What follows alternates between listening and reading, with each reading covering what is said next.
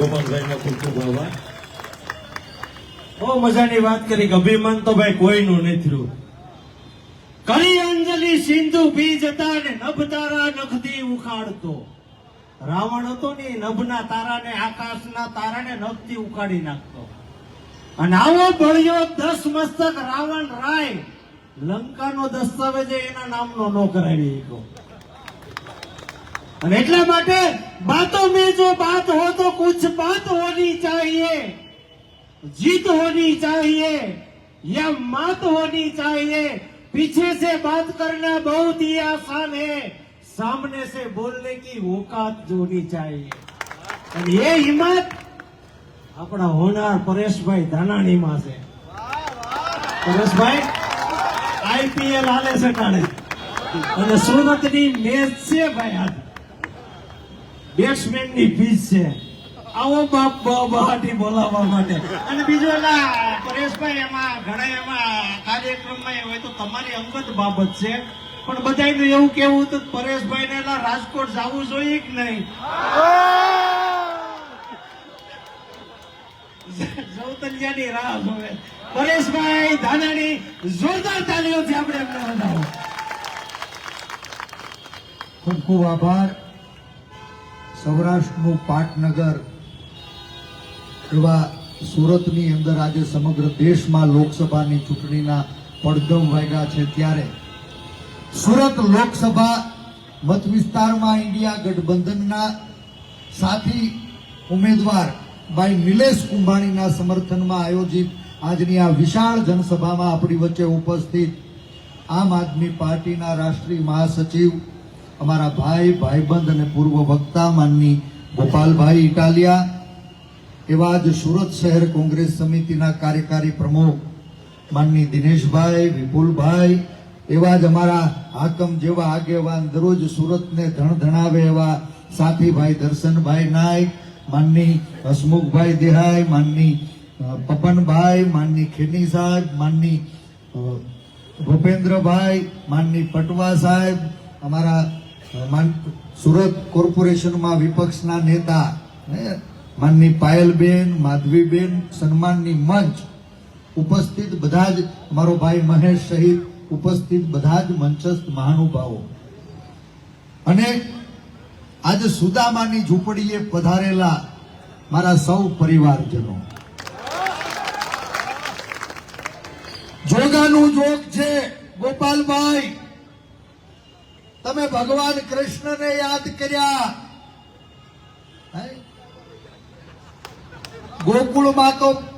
ગોકુળમાં તો રાસલીલા થતી, ગોકુળમાં તો રાસલીલા થતી, ત્યાં ભગવાન કૃષ્ણની સાક્ષી. આજ આ સુરતની બજારમાં ભાઈ કળયુગનો કાળ, અને આજ ગોપીન ફાર્મમાં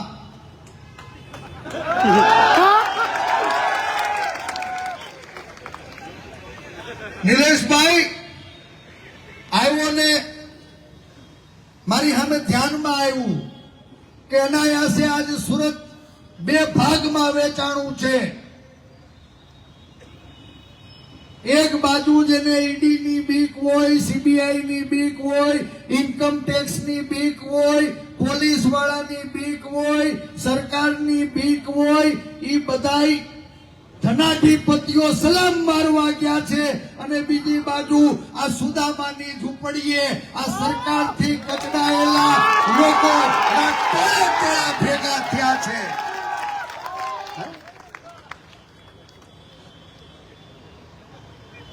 આજ સમજતા શીખો ત્યારથી અહીંયા ભારતીય જનતા પાર્ટીની સરકાર છે. માથા ઉપર પાણી વહી ગયા. આ ગુજરાત ગાંધી અને સરદારનું ગુજરાત, જે ગાંધીએ દેશને આઝાદી અપાવી, સરદાર સાહેબે 18 વર્ણને લાગણીના તાતણે જોડ્યા, બાબા સાહેબે બંધારણમાં પ્રાણ પૂરી અને 18 વર્ણની અધિકાર યાત્રા આગળ ધપાવી હતી. અને એ જ અધિકાર યાત્રાનું પરિણામ છે મારા બાપ. આ મંચ ઉપર બેઠા એ કોઈ હોજા નથી, પણ દર ચૂંટણી આવે અને તમને પગે લાગવા આવવું પડે ને, એ મતના માલિક તમે છો. આ તાકાત આ દેશના બંધારણે આપણને આપીને એટલે લોકશાહી ટેકી છે. હે ભાઈ, ચૂંટણીઓ ન આવે તો અમે નેતાના દીકરાઓ તમને કોઈ હોજા લાગી છે કે હાથ જોડવા આવી? આજ સમય બદલાણો છે. બાબાએ ઘડેલા બંધારણ ઉપર પગ મૂકી અને સત્તાના સૂત્રો સંભાળનારા લોકો છે ને, એનો અહંકાર સાતમા આસમાને છે. એનો અહંકાર ઓગાળવા હું તો વિનંતી કરવા તમારી વચ્ચે આવ્યો છું. મને સુરત ઉપર સંપૂર્ણ વિશ્વાસ છે. આ ગોપાલભાઈ મારો ખૂબ જૂનો સાથી, બાંધવા વાળા અમથાઈ બધા ભેગા હોય ને. હમણાં જ હું હારે આવતા આવતા વાત કરતો તો, ભાઈ હવે ધરાળ ઉલાળ વગર ના હોય ને ઈ આપણી આગળ રે. જેની ચીપટીઓ આવે ને ઈ તો બધા જાય મુઠ્ઠીઓ વાળીને.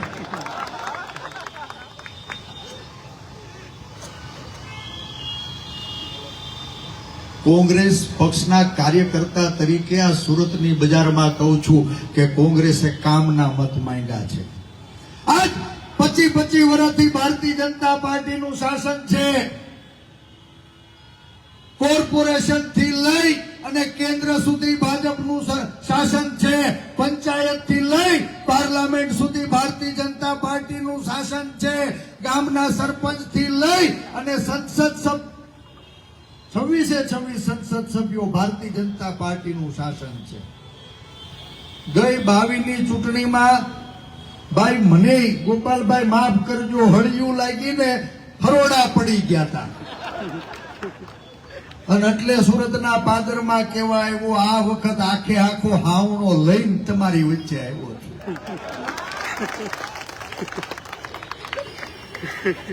હાથે છે, હાવણોય છે, બધોય કચરો સાફ કરી નાખજો. આટલી વિનંતી કરવા તમારી વચ્ચે આવ્યો છું.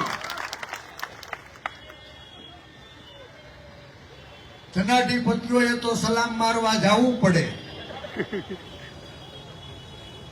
પણ આજ સતત અને સળંગ સત્તાના મદમાં ભાન ભૂલા શાસકો સામાન્ય માણસની વાત સાંભળતા નથી. આજ આખા ગુજરાતમાં તમે જુઓ, મંદીની મોકાણ છે, મોંઘવારીનો માર છે, બેરોજગારી ભારોભાર વધતી જાય છે, ચારેકોર અત્યાચાર છે. સરકારી કચેરીએ જ્યાં જુઓ ત્યાં ભ્રષ્ટાચાર ભરડો લઈ ગયો છે. પાયલબેન, આ ગુજરાતમાં દારૂનો વેપાર થાય છે, ડ્રગ્સનો વેપાર થાય છે, વ્યાજકવાદીઓ સામાન્ય માણસના પરસેવાની કમાણી લૂંટી જાય છે, ભૂ માફિયાઓ બેફામ છે, ફી માફિયાઓ બેફામ છે કે નહીં? આ ભારતીય જનતા પાર્ટીની સરકાર આજે કર આતંકવાદથી નાના માણાનું લોહી ચૂસી અને મોટા માણસોના પેટ ભરતી થઈ છે ને. બાપ, નાના માણાને જીવાડવા માટે તમે હવ મતદાન કરજો.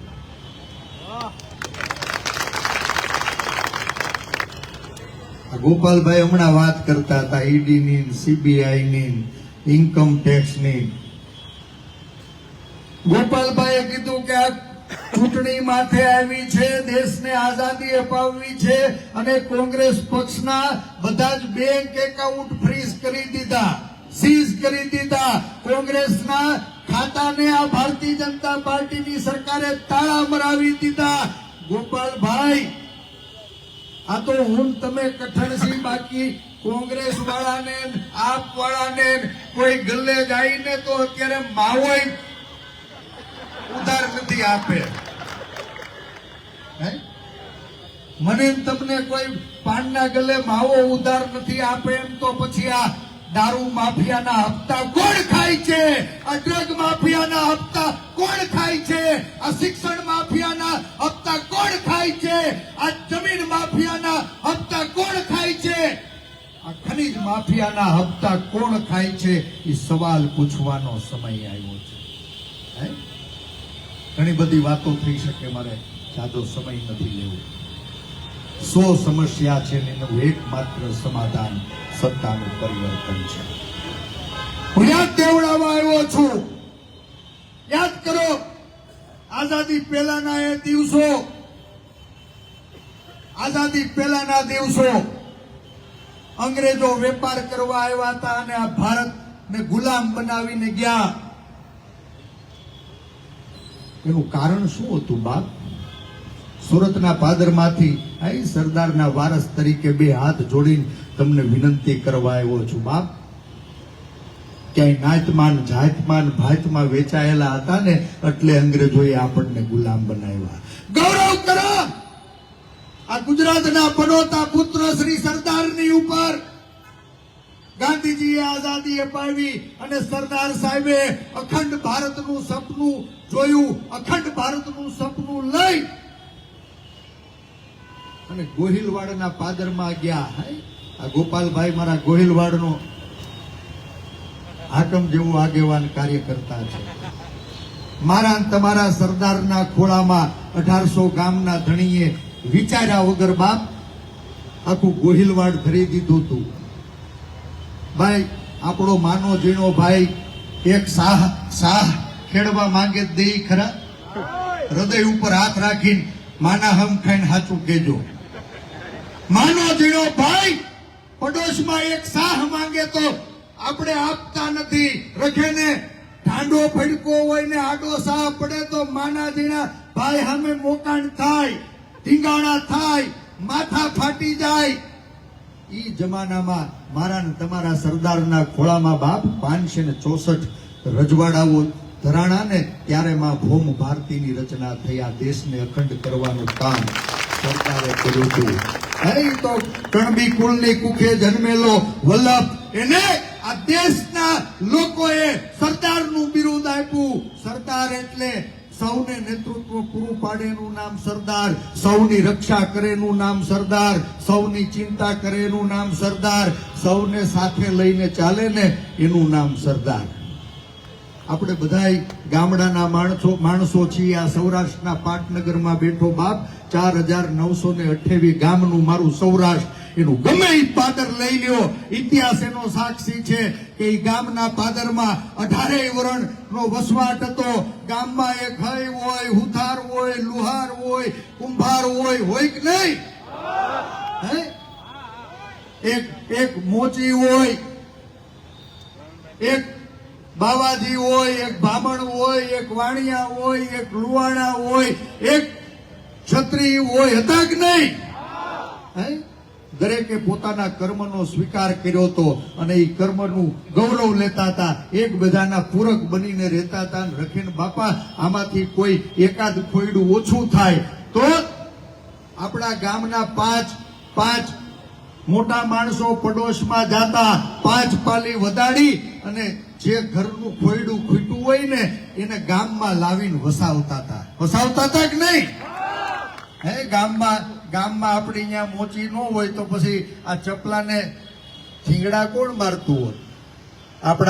આપણા પગની રખેવાળી કરવાનું કામ એને કર્યું હતું.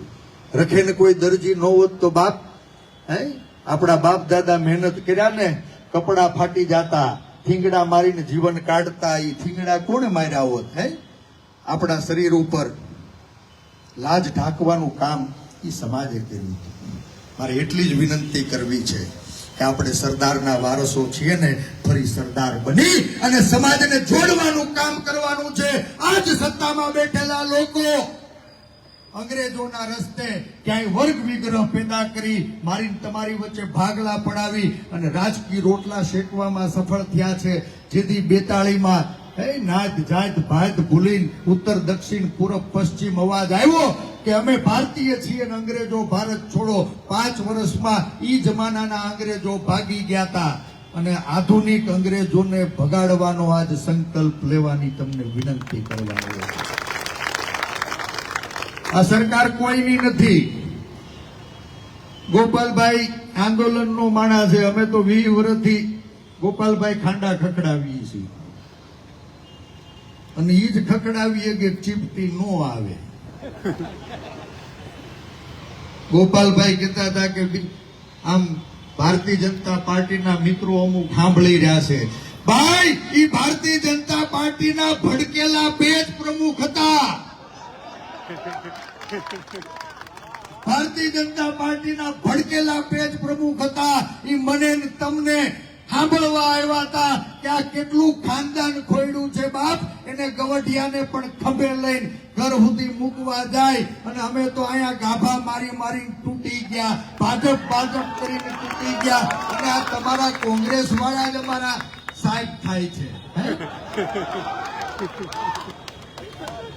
આ ભારતીય જનતા પાર્ટીનું પેટ ભરાતું નથી, એ કામના નામે મત માંગીએ કે એમ નથી. એટલે જેનું બજારમાં નામ હાલતું હોય ને એને સામ દામ દંડ ભેદથી ક્યાંય લલચાવવાનું, ફોસલાવાનું, વટાવવાનું, ક્યાંય જેલમાં પુરાવી અને ભારતીય જનતા પાર્ટીના ખેસ પહેરાવવાનું છેલ્લા 15 વર્ષથી ષડયંત્ર હાલે છે. 15 વર્ષથી અવાજ ઉઠાવનારા લોકો એના મોઢે કેસરી ફટકાનું તાળું મારી દે તો બાપ, મારા ગરીબ માણા માટે, મધ્યમ વર્ગીય પરિવાર માટે અવાજ કોણ ઉઠાવશે? જે દિવસ વિપક્ષનો અવાજ બંધ થઈ જાય ને ત્યારે આ ગુજરાતની પ્રજાએ, દેશની પ્રજાએ બાપ ખૂબ ભોગવવું પડશે, ખૂબ ભોગવવું પડશે. બે હાથ જોડીને વિનંતી કરું છું કે આ ચૂંટણી 7મી તારીખનો દિવસ, આવતી 7મી મે, ફીટ 1 મહિનો રહ્યો છે, 30 દિવસ આપણી વચ્ચે છે. આવતી 7મી મે એનો નિર્ણય કરવાનો છે. આ ભાજપ વાળાને એમ છે કે તમે બધાય કચડાયેલા, પછાત, આર્થિક રીતે પાયમાલ, ધંધામાં પાયમાલ, માનસિક રીતે પાયમાલ, દૂષણોમાં પાયમાલ લોકો, તમે શું ઊંચું માથું ઊંચું કરવાના? અને તમારો જે અવાજ ઉઠાવે ને એને અમે કમલમની કાર્યાલય ત્રાજવે તોડીને લઈ જાઉં, તમારે થાય કરી લેજો. એનો અભિમાન તો જુઓ. મારે તમને પૂછવું જ ભાઈ, ગોપાલભાઈની ઘરે હમણાં હું ચા પીને આવ્યો, મને આનંદ થયો કે મારા જિલ્લાની દીકરી છે ને એ બુટાણી છે. મેં કીધું અણીવાળા છે, ધ્યાન રાખજે ભાઈ.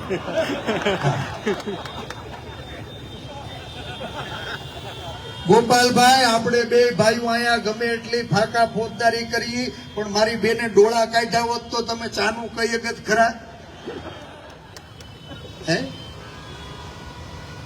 ભાજપ વાળાને એમ છે કે અમે આ ભારતીય જનતા પાર્ટીની અંદર વિપક્ષનો ચહેરો, પ્રજાનો અવાજ ઉઠાવનારા લોકોને એને ત્રાજવે તોડી લેવું ને એટલે ચૂંટણી જીતી જાવું. 7મી મે નો દિવસ એ ગુજરાતની અંદર, દેશની અંદર નક્કી કરવા માટેનો દિવસ છે કે આ બધા મતના પોટલા બાંધીને ભારતીય જનતા પાર્ટીની કાર્યાલયે વટલાઈને ગયા છે. એ મતના પોટલા લઈને ગયા, એનો વજન વધુ છે કે આ ભારતીય જનતા પાર્ટીની હાડમારીથી પીડાયેલા લોકો, એનો વજન વધુ છે.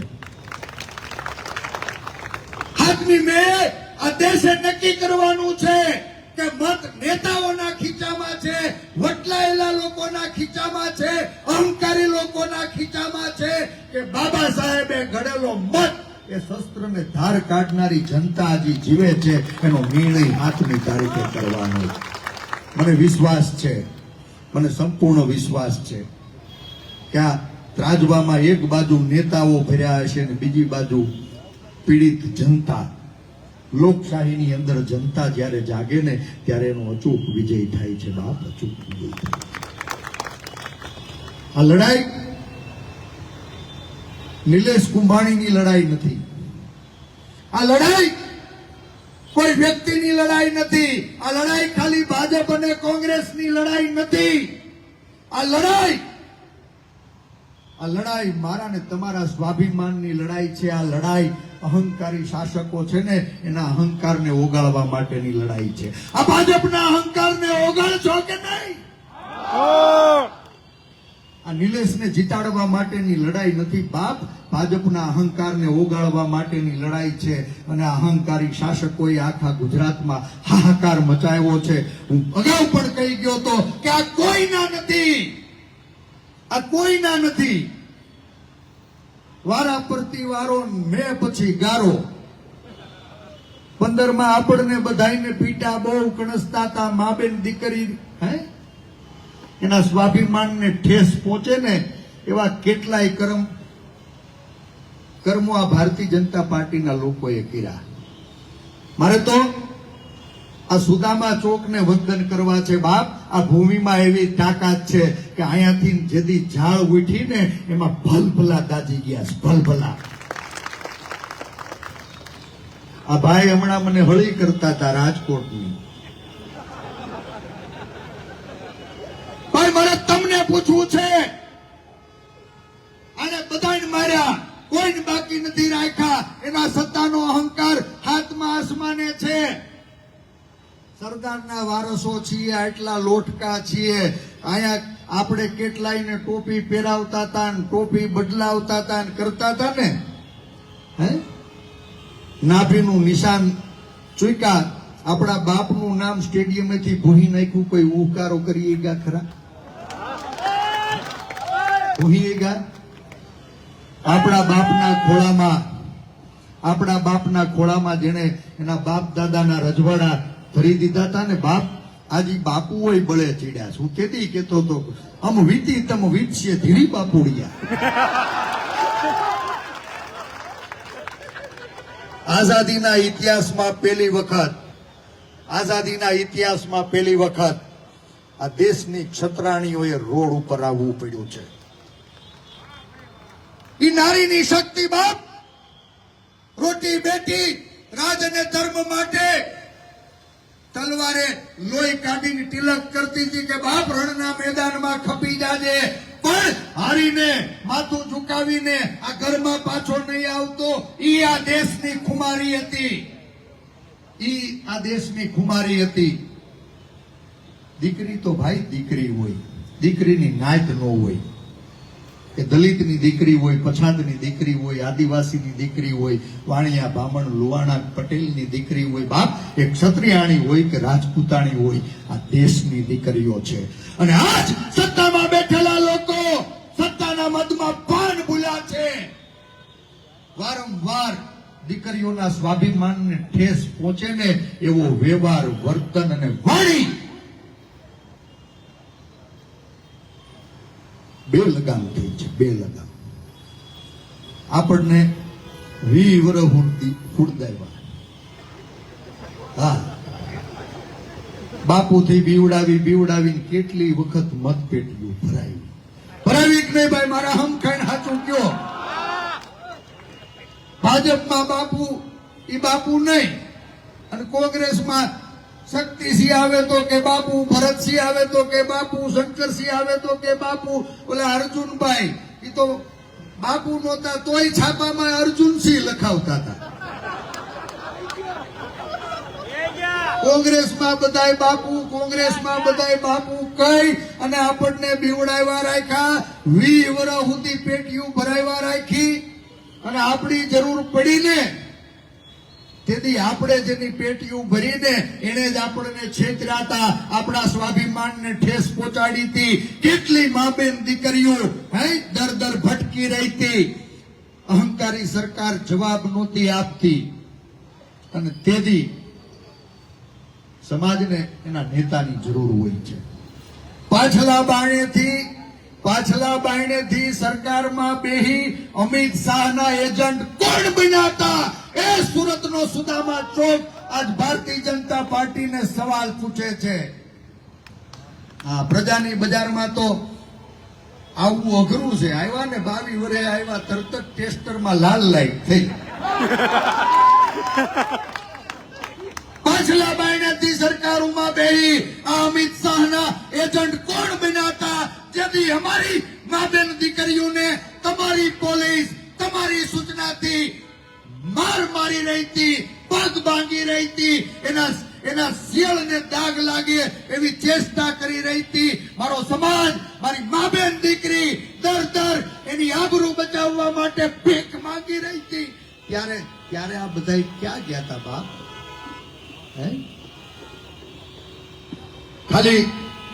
ખાલી ખુરશીના સ્વાર્થ ખાતર સરદાર પટેલ સ્ટેડિયમના પાટીએથી જે બાપના નામ ભુહાવે ને, સાચું કે ખોટું?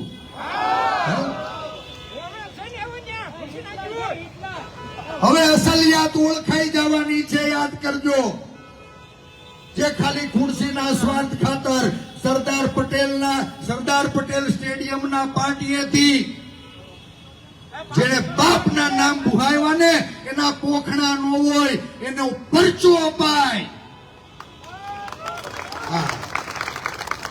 બાપના નામ બુહાવે એના પોખણા કરાય કે પરચો અપાય ભાઈ? હે?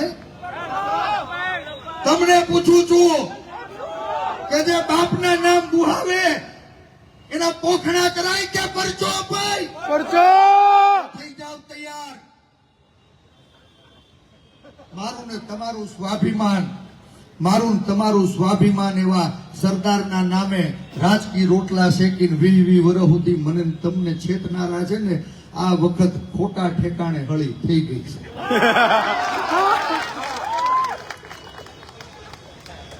આપણને જેને 20 વર્ષ સુધી બાપુથી બીવડાવ્યા ને, આ બાપુ હે ઘરની શક્તિ માટે, સ્વાભિમાનના રક્ષણ માટે લડાઈએ ચીડ્યા છે. આ બાપુ બળે ચીડ્યા ને ભાજપ ભટકાણી છે. મારી તમને વિનંતી છે, બે હાથ જોડીને વિનંતી કરું છું કે દર ચૂંટણીઓમાં વર્ગ વિગ્રહનો પલીતો ચાપી અને રાજકીય રોટલા શેકવા સફળ થનારા આ અમિત શાહ, જનરલ ડાયરના એજન્ટો એને ઓળખજો. બસ આટલી જ વિનંતી કરવી. હું તો લડનારો કાર્યકર્તા છું. લડનારા લોકો માટે ખુરશી મહત્વની નથી હોતી. આ લડાઈ ખુરશી માટેની નથી, આ લડાઈ સત્તા માટેની નથી, આ લડાઈ સ્વાભિમાન માટેની છે. અને એ સ્વાભિમાનની લડાઈમાં ખુરશીના સ્વાર્થ માટે સરદાર પટેલ સ્ટેડિયમના પાટીએથી જેને સરકારમાં બેહી અને મારા ને તમારા બાપના નામ બુહાવી નાખ્યા, એના પોખણા નહીં, એને પરચો આપતો આખું ગુજરાત તૈયાર રહેજો. એટલી હૃદયથી આપ સૌને વિનંતી કરું છું. ગોપાલભાઈ, મને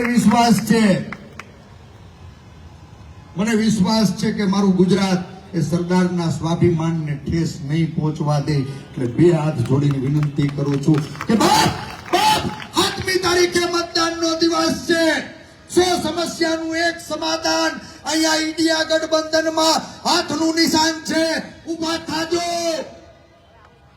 હાગમટે મતદાન કરજો, મતદાન કરાવજો. અસલી હોય ને એ ઠોકી નાખજો અને નકલી હોય ને એ બધાય કમલમે જાજો. બે હાથ જોડીને વિનંતી કરું છું કે બાપ, જે અસલી હોય ને એ આ વખત ઠોકી નાખજો અને નકલી હોય એ બધાય ઊભા થઈને કમલમે જાજો. ભારત માતા કી જય.